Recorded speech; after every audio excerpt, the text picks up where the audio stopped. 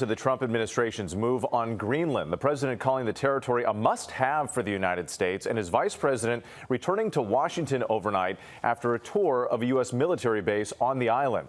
NBC's senior national correspondent Terry Moran has the latest. Terry, good morning. Good morning, Whit. Vice President Vance's trip here only lasted a few hours, but he used the time to try to soften the tone and some of the points of the Trump administration's efforts to get Greenland. But in Washington, President Trump kept insisting it's going to happen.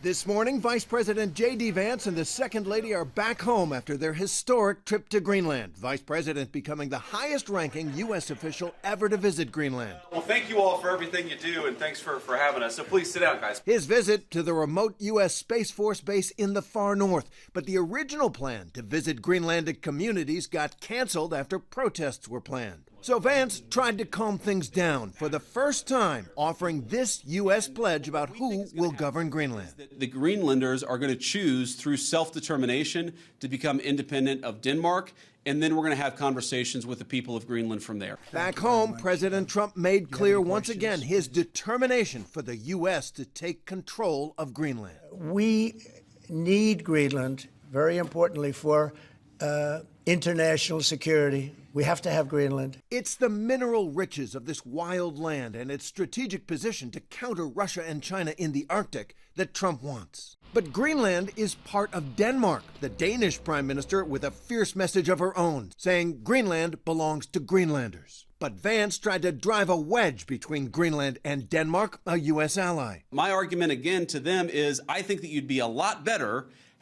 coming under the United States security umbrella than you have been under Denmark's security umbrella.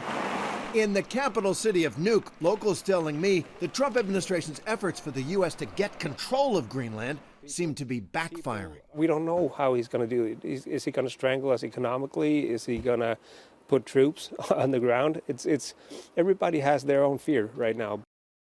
Vance also said here, quote, "We do not think that military force will be necessary." President Trump has not said that. Meanwhile, the Danes are responding angrily to the tone of Vice President Vance's remarks about them. The foreign minister of Denmark saying this is not how you talk to close allies. Janae? Tone certainly ratcheting up. Our thanks to Terry.